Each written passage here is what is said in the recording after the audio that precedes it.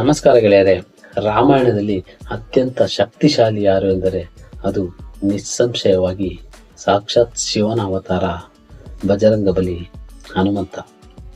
ಗೆಳೆಯರೆ, ಹನುಮಂತ ಮತ್ತು ವಾಲಿಯ ನಡುವೆ ಭೀಕರ ಯುದ್ಧ ಆರಂಭವಾಗುತ್ತದೆ. ಈ ಸಮಯದಲ್ಲಿ ವಾಲಿ ಬ್ರಹ್ಮದೇವನಿಂದ ಒಂದು ವಿಶೇಷ ವರ ಪಡೆದಿರ್ತಾನೆ. ಅದೇನು ಅಂದರೆ, ವಾಲಿಯ ವಿರುದ್ಧವಾಗಿ ಯಾರೇ ಯುದ್ಧಕ್ಕೆ ನಿಂತರೂ ಅವರ ಅರ್ಧಕ್ಕಿಂತ ಹೆಚ್ಚು ಶಕ್ತಿ ವಾಲಿಯ ದೇಹಕ್ಕೆ ಸೇರತೊಡಗುತ್ತದೆ. ಈ ರೀತಿಯಾಗಿ ಹನುಮಂತ ಮತ್ತು ವಾಲಿ ಮುಖಾಮುಖಿಯಾಗಿ ಎದುರಾದಾಗ ಯುದ್ಧ ಏನಾಯಿತು, ಅಪರೂಪದ ಕಥೆಯನ್ನು ಎಲ್ಲೂ ಮಿಸ್ ಮಾಡದಲ್ಲೇ ಸಂಪೂರ್ಣವಾಗಿ ನೋಡಿ. ಗೆಳೆಯರೆ, ಕಥೆಯ ಹಿನ್ನೆಲೆಗೆ ಹೋಗುವುದಾದರೆ, ವಾಲಿ ಒಬ್ಬ ಸಾಮಾನ್ಯ ವಾನರನಾಗಿರಲಿಲ್ಲ. ಅವನು ದೇವತೆಗಳ ರಾಜ ಇಂದ್ರನ ಮಗ. ವಾಲಿಯು ಅಪಾರ ಶಕ್ತಿವಂತನಾಗಿದ್ದ. ಅವನು ಪ್ರತಿದಿನ ಮುಂಜಾನೆ 4 ದಿಕ್ಕಿನ ಮಹಾಸಮುದ್ರಗಳಲ್ಲಿ ಸೂರ್ಯನಿಗೆ ಅರ್ಘ್ಯವನ್ನು ಅರ್ಪಿಸುತ್ತಾ ವೇಗವಾಗಿ ಓಡಾಡುತ್ತಿದ್ದ. ಮಾತ್ರವಲ್ಲ, ಅವನು ರಾವಣನನ್ನೇ ತನ್ನ ಕಂಕುಳಲ್ಲಿ ಒತ್ತಿ ಹಿಡಿದು ಇಡೀ ಭೂಮಂಡಲವನ್ನು ಸುತ್ತಿದ ಮಹಾವೀರ ಈ ವಾಲಿ.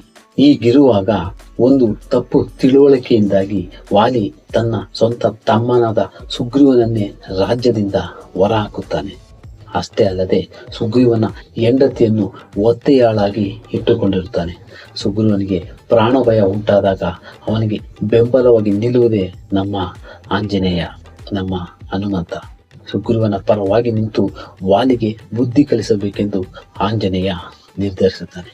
ಗೆಳೆಯರೆ, ಹೀಗೆ ವಾಲಿ ಮತ್ತು ಸುಗ್ರೀವನ ಯುದ್ಧದಲ್ಲಿ ಸುಗ್ರೀವ ಅತಿಯಾಗಿ ಹೊಡೆತ ತಿಂದು ತುಂಬಾ ದುಃಖದಲ್ಲಿರುತ್ತಾನೆ. ಇದರಿಂದ ಸಿಟ್ಟನ್ನು ತಡೆದುಕೊಳ್ಳಲಾಗದ ಹನುಮಂತ ಸಿಟ್ಟಿನಿಂದ ಗರ್ಜಿಸುತ್ತಾ ವಾಲಿಯನ್ನು ತಡೆಯಲು ಸ್ವತಃ ಯುದ್ಧದ ಮೈದಾನಕ್ಕೆ ಧುಮುಕುತ್ತಾನೆ. ಗೆಳೆಯರೆ, ಇಲ್ಲಿಂದಲೇ ಕಥೆಯ ಅಸಲಿ ರೋಮಾಂಚನ ಶುರುವಾಗುತ್ತದೆ. ಹನುಮಂತನು ವಾಲಿಯ ಎದುರು ನಿಂತು ಯುದ್ಧಕ್ಕೆ ಸಿದ್ಧನಾಗುತ್ತಾನೆ. ಆದರೆ ಹನುಮಂತ ಎದುರು ಬರುತ್ತಿದ್ದಂತೆ ಬ್ರಹ್ಮದೇವನ ವರದ ಪ್ರಭಾವ ಕೆಲಸ ಮಾಡಲು ಪ್ರಾರಂಭಿಸುತ್ತದೆ. ಒಂದು ಕಡೆ ಮಹಾನ್ ಶಕ್ತಿಶಾಲಿಯಾಗಿದ್ದ ಹನುಮಂತನ ವಿರುದ್ಧವಾಗಿ ಮತ್ತೊಬ್ಬ ವೀರ ವಾಲಿ. ಅಂದರೆ ಬ್ರಹ್ಮದೇವನ ವರದಂತೆ ಹನುಮಂತನ ಅರ್ಧಕ್ಕಿಂತ ಹೆಚ್ಚು ಶಕ್ತಿ ವಾಲಿಗೆ ಸೇರಿರುತ್ತದೆ. ಒಬ್ಬ ಮಹಾವೀರ, ಆ ಮಹಾವೀರ ಹನುಮಂತ ಮತ್ತು ಹನುಮಂತನಿಗಿಂತಲೂ ಹೆಚ್ಚು ಶಕ್ತಿಶಾಲಿಯಾಗಿ ಎದುರಿಗೆ ನಿಂತಿರುವ ವಾಲಿ. ಇವರಿಬ್ಬರ ನಡುವೆ ಯುದ್ಧಕ್ಕೆ ಅಖಾಡ ಸಿದ್ಧವಾಗುತ್ತದೆ. ಆದರೆ ಗೆಳೆಯರೆ, ಹನುಮಂತ ಸಾಕ್ಷಾತ್ ಶಿವನ ಅವತಾರ. ಅವನ ದೇಹದಲ್ಲಿ ಇಡೀ ಬ್ರಹ್ಮಾಂಡದ ಅನಂತ ಸೃಷ್ಟಿಯ ಶಕ್ತಿ ಅಡಗಿತ್ತು. ಈ ಅನಂತ ಶಕ್ತಿಯ ಕೇವಲ ಸ್ವಲ್ಪ ಭಾಗ ವಾಲಿಯ ದೇಹವನ್ನು ಸೇರಿದ ತಕ್ಷಣ ವಾಲಿಗೆ ಅದನ್ನು ತಡೆದುಕೊಳ್ಳಲು ಸಾಧ್ಯವಾಗುವುದಿಲ್ಲ. ವಾಲಿಯ ನರಗಳು ಉಬ್ಬಲು ಪ್ರಾರಂಭವಾಗುತ್ತದೆ. ರಕ್ತನಾಳಗಳು ಒಡೆಯುವ ಸ್ಥಿತಿಗೆ ಬರುತ್ತದೆ. ಹನುಮಂತನ ದೈವಿಕ ಶಕ್ತಿಯ ಭಾರಕ್ಕೆ ವಾಲಿಯ ಇಡೀ ದೇಹವು ಸೀಳಿ ಹೋಗುವಂತೆ ಭಾಸವಾಗುತ್ತದೆ. ವಾಲಿಯು ನರಕ ಯಾತನೆಯ ಅನುಭವ ಅವನಿಗೆ ಆಗುತ್ತದೆ. ಆಗ ತಕ್ಷಣವೇ ಆಕಾಶದಲ್ಲಿ ಬ್ರಹ್ಮದೇವನ ಆಕಾಶವಾಣಿ ಒಂದು ಕೇಳುತ್ತದೆ. ಆ ಧ್ವನಿ ವಾಲಿಗೆ ಎಚ್ಚರಿಕೆ ನೀಡುತ್ತದೆ. ವಾಲಿ, ತಕ್ಷಣವೇ ಇಲ್ಲಿಂದ ಓಡಿ ಹೋಗು. ನಿನ್ನ ಎದುರಿಗಿರುವುದು ಸಾಮಾನ್ಯ ವಾನರನಲ್ಲ, ಮಹಾನ್ ಸಾಕ್ಷಾತ್ ಶಿವನ ಅವತಾರ, ಬ್ರಹ್ಮಾಂಡದ ಶಕ್ತಿಯನ್ನೇ ಹೊಂದಿರುವ ಹನುಮಂತ.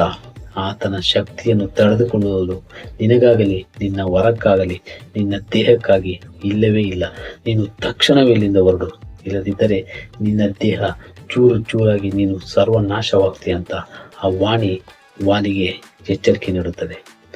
ಈ ಎಚ್ಚರಿಕೆಯಿಂದ ಭಯಭೀತನಾದಂಥ ವಾಲಿ ಅಲ್ಲಿಂದ ತಕ್ಷಣವೇ ಜಾಗ ಖಾಲಿ ಮಾಡಿ ಜೀವವನ್ನು ಉಳಿಸಿಕೊಳ್ಳುತ್ತಾನೆ.